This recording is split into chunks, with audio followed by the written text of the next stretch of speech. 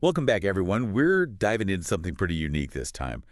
Francis Bacon's New Atlantis. Oh yeah, this one's a classic. It is. And we've gotten a bunch of excerpts from you guys, Yeah. about knowledge and innovation Right. in this utopian society that Bacon kind of dreamed up. Yeah. So we're going to take a closer look at that today. And yeah, I mean, get ready for some wild ideas, Yeah. hidden labs, Yeah. life-extending elixirs. I mean, it's almost like a Renaissance version of like Silicon Valley, It really is. but with a philosophical twist. Definitely a lot to unpack there. Where should we even begin? Well, I mean, I guess the heart of it all is Salomon's house. Right. Yeah, this incredible research institution. Yeah, it's like their version of a university. Exactly. Yeah. But not your typical university. No, definitely not. Yeah. I mean, Bacon really uses it to kind of critique how people thought about knowledge back then. Like, it wasn't just about, sitting around and thinking about nature. It was about doing stuff, like experimenting. Right. Very hands-on. Yeah, very hands-on.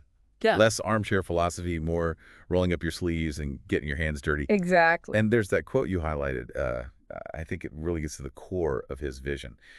The end of our foundation is the knowledge of causes and secret motions of things, and the enlarging of the bounds of human empire to the effecting of all things possible. Yeah, that's a great one. It really sums up Bacon's ambition. It does. I mean, he wanted to understand how the world works Yeah. and then, use that knowledge to actually, well, to make things happen. To make things But- happen. Yeah. But doesn't that make Ben Salem, I don't know, it sounds pretty secular.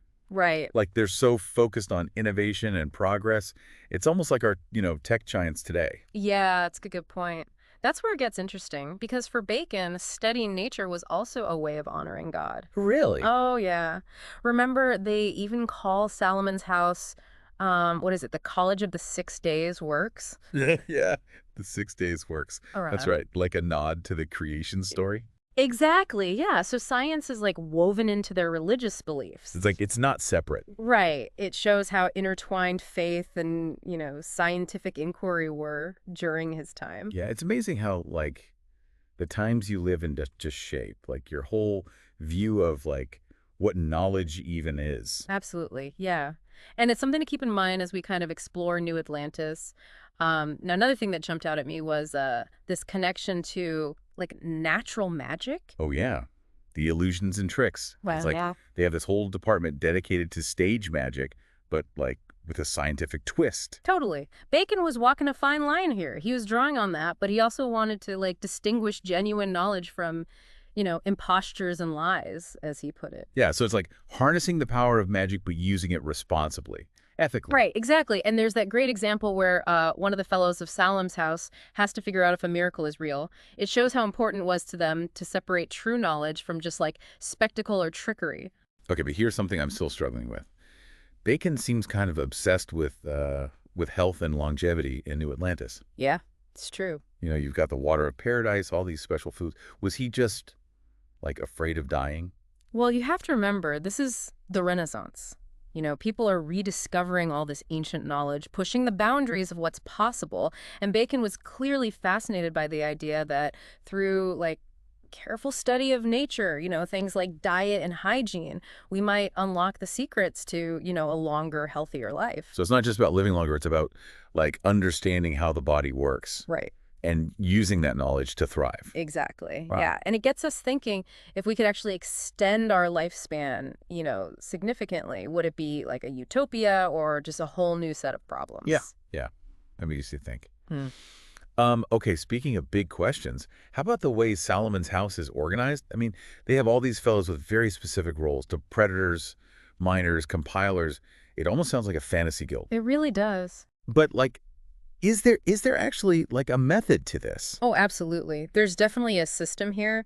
These roles actually correspond to the stages of the scientific method that Bacon laid out in Novum Organum, which is basically like his guide to scientific thinking. So it's like he's created this structured approach to research, like Yeah, a well-oiled machine for generating knowledge. precisely.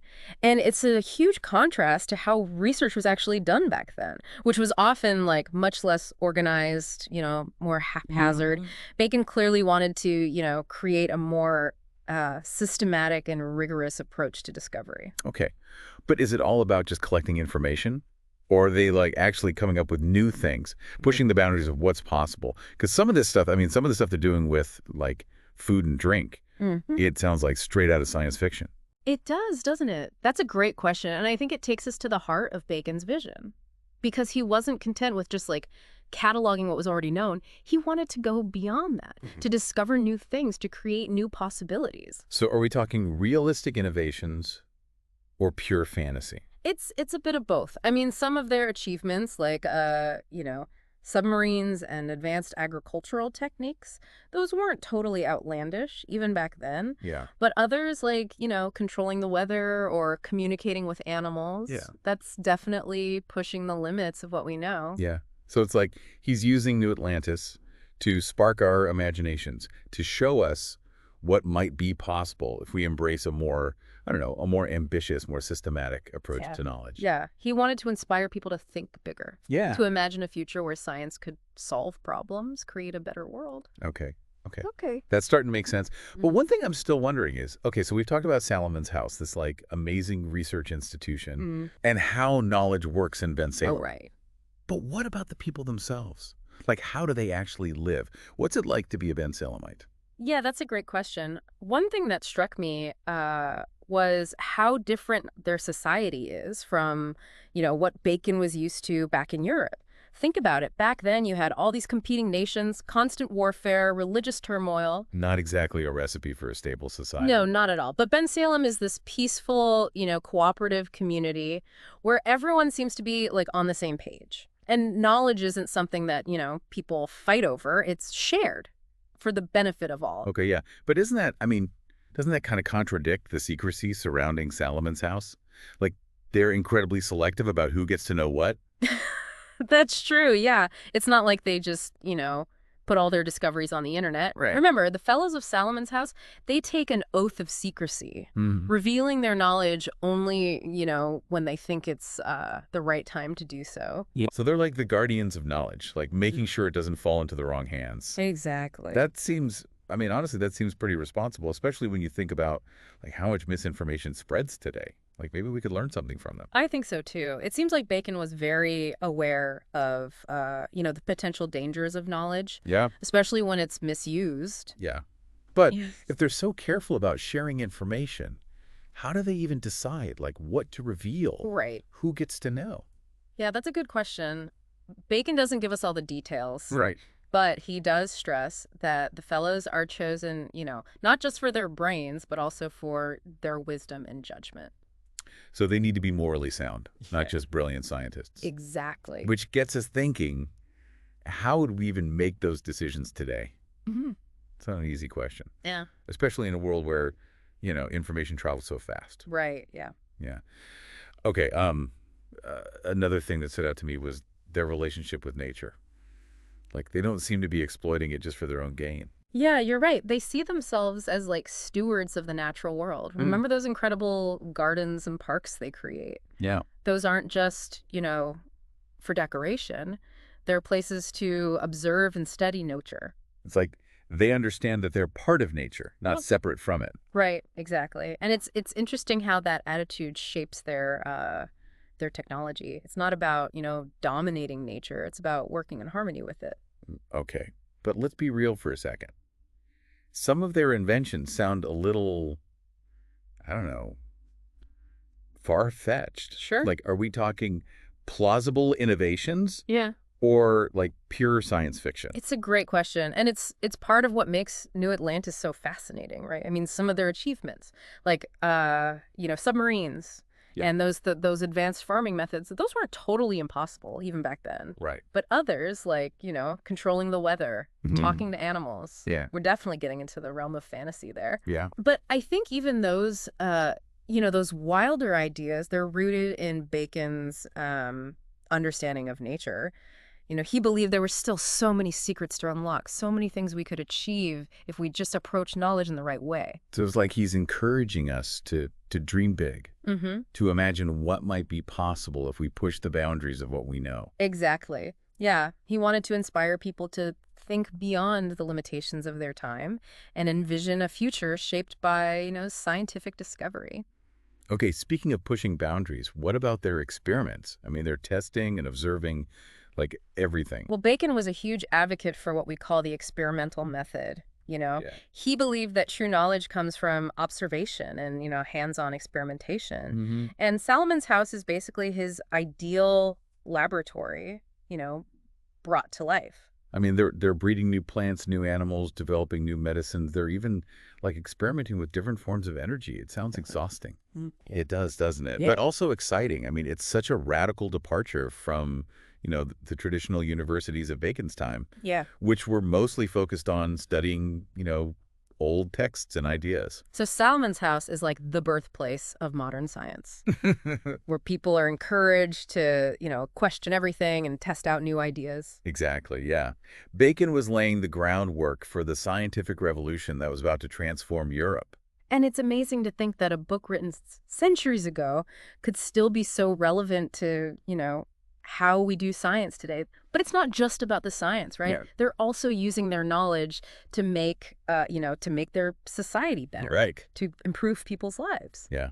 It's like they figured out a lot of things that, we're still struggling with today, like ethical use of technology, social harmony, the importance of working together. Yeah. It's almost too good to be true. Well, remember, it is a utopia. Right. It's an idealized vision of what could be. But that doesn't mean we can't, learn from it. There's so many ideas in New Atlantis that, that resonate with the challenges we face today. It makes us, I don't know, it makes us think about our values and priorities, Right. how we can use knowledge to, create a better future. Absolutely. Speaking of knowledge, let's talk about their education system. It's not just about memorizing facts and figures, is it? Oh, definitely not. Their approach to education is all about, developing critical thinking skills, problem-solving skills, a deep understanding of, like, the natural world. So it's more about learning like how to think Right. than what to think. Exactly. And they start early. Children are encouraged to, like, observe nature, do experiments, even debate, scientific principles. Wow, that's amazing. It's like they're fostering a culture of, curiosity and innovation from a young age. Mhm. Exactly. And this emphasis on education is, it's key to understanding the success of Ben Salem. They recognize that knowledge is the foundation of a thriving society. Yeah. It makes me wonder, like, how does our education system measure up? Right. Are we doing enough to prepare future generations for, the challenges and opportunities ahead? That's a question worth reflecting on for sure. It highlights the importance of, constantly evaluating and improving how we educate our own children. Yeah, definitely. Okay, so we've talked about their technology, their society, their education system. Is there anything we've missed? Well, we haven't touched on their religious beliefs yet. Ben Salem is a deeply religious society, but their faith isn't, rigid or oppressive. Right, they have freedom of religion. Right. And even though they're, mostly Christian, they seem to be like pretty tolerant of other faiths. Yeah. Exactly. And what's fascinating is how their religious beliefs actually influence their approach to knowledge. They see, studying nature as a way of understanding God's creation, almost like a form of worship. So for them, there's no conflict between like science and religion. Not at all. They see them as, complementary ways of understanding the world. Wow. It's a refreshing perspective, especially, today, when we often see those two realms as being, at odds with each other. Yeah, for sure. Definitely food for thought. But, beyond their beliefs, what's the driving force behind Ben Salem? Like what motivates them? They seem driven by a desire for self-improvement and a commitment to, making the world a better place. So it's like they have this shared sense of purpose, a higher calling that goes beyond like individual ambition. Yeah, I think so. And that purpose, it permeates everything they do, from their, scientific discoveries to their social interactions. Which begs the question, Yeah. do we have a similar sense of purpose as a society today? That's a profound question, and one that, we each need to answer for ourselves. Yeah. Bacon has certainly given us a lot to think about. He has. New Atlantis it's more than just, science fiction. It's Right. a vision of, what humanity can achieve when we prioritize knowledge, cooperation, and a higher purpose. And it's a message that's just as relevant today as it was, centuries ago. But there's one more big piece of this puzzle that we need to explore, the role of exploration and discovery. We've talked about all this amazing stuff the Ben Salemites have accomplished, but how'd they even get there? Did they just, like, magically become a utopia? Oh, not quite. Remember how the story even starts? European explorers just kind of stumble upon Ben Ah. Salem. They're literally sailing into uncharted territory, Yeah. which really sets the tone for, like, the whole book. So it's about venturing, beyond the known world. Right, and not just physical exploration. Bacon's also talking about, like, intellectual exploration, Yeah. pushing the boundaries of, what we know and how we think. Kind of like how Salomon's house sends out those, what are they called? The predators Yes, the to gather knowledge from, all over the world. Exactly. They're constantly searching for new information, new perspectives, and that restless curiosity, it's like at the heart of Bacon's vision for progress. He believed that stagnation and complacency were like the enemies of advancement. So to create a better future, we need to embrace that spirit of exploration. Always be learning, pushing the boundaries. I think that's a key takeaway from New Atlantis, yeah. But it makes me wonder how Bacon's utopia, holds up in the 21st century. I mean, our world is so different from his. Is his vision even still relevant today? Yeah, it's a good question. It's easy to get caught up in, like, the fantastical elements of the story. Yeah. But I think the core message is, like, timeless. I agree. We might not be building, flying machines or creating elixirs of life, but the principles behind those aspirations are still important. The pursuit of knowledge, the ethical use of technology, the importance of cooperation. I mean, these are things we're still grappling with today. And maybe even more so now with all the challenges we're facing, right? Yeah. Climate change, social inequality, the crazy pace of technological development. Exactly.